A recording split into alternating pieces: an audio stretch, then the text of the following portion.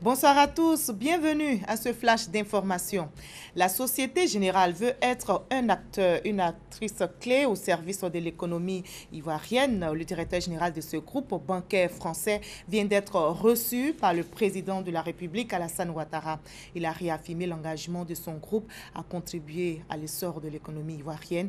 La Société Générale ambitionne donc de mettre en place une équipe dédiée au financement des infrastructures et de grands projets, ainsi qu'à la création d'une nouvelle banque alternative qui permettra d'offrir aux citoyens ivoiriens des paiements sécurisés sans même avoir nécessairement un compte bancaire. On en reparle à 20h.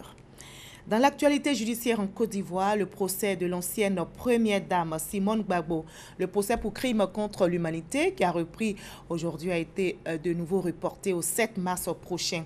L'accusée était absente à ce procès. Les avocats commis pour la défense de Simone Gbagbo après la décision de retrait de ses conseils titulaires ont dénoncé la composition du jury et la signification de la mise en accusation. Un autre procès ouvert à Abidjan aujourd'hui, c'est celui des disparus du Novotel en pleine crise post-électorale en 2011. 10 Ivoiriens, la plupart des militaires, sont accusés d'enlèvement et d'assassinat de 4 hommes, dont 2 Français. On va parler maintenant des inscriptions des souscripteurs d'AgroBusiness. Ces inscriptions ont commencé et pour la seule journée d'hier, ce sont plus de 5000 souscripteurs qui sont passés devant les guichets du Trésor. Dans cette déclaration que vous allez voir, le gouvernement en appelle à la mobilisation et assure que les intérêts des populations seront protégés. Déclaration recueillie pour vous par Lansine Bakayoko. Les entreprises d'agrobusiness ont commencé à réaliser des activités qu'on appelle l'appel public à l'épargne.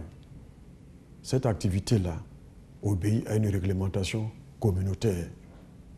Pour pouvoir la faire, il faut être autorisé. Or, elles n'ont pas été autorisées. Comme elles n'ont pas été autorisées, on considère que c'est de l'illégalité.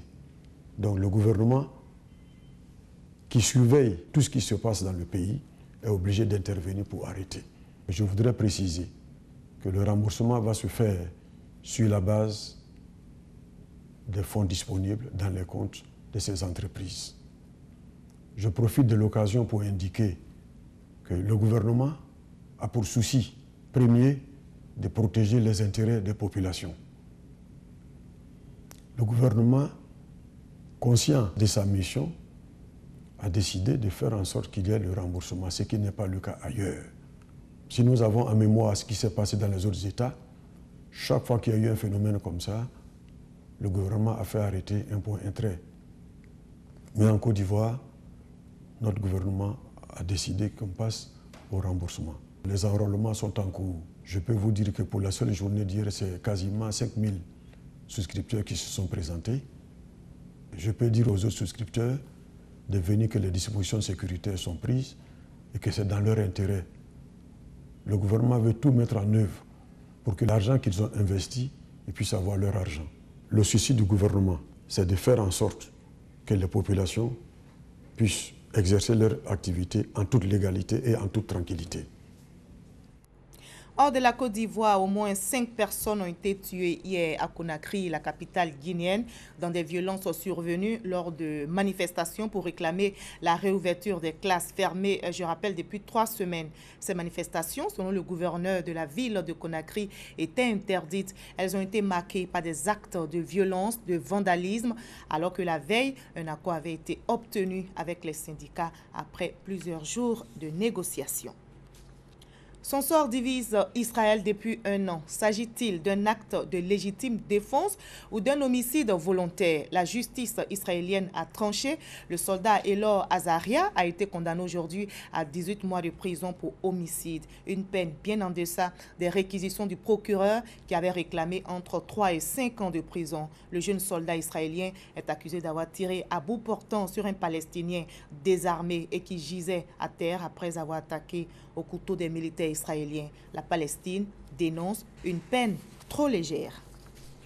Qui succédera à Rafael Correa à la tête de l'Équateur? Pour le savoir, il faudra attendre encore 3 à 5 jours selon le Conseil national électoral.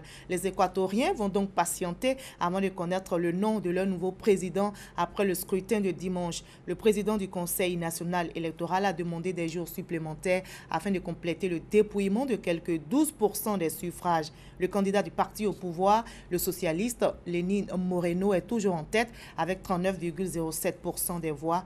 Faute donc de résultats définitifs, de nombreux opposants affirment qu'une fraude est en marche. On se retrouve à 20 h. À tout à l'heure.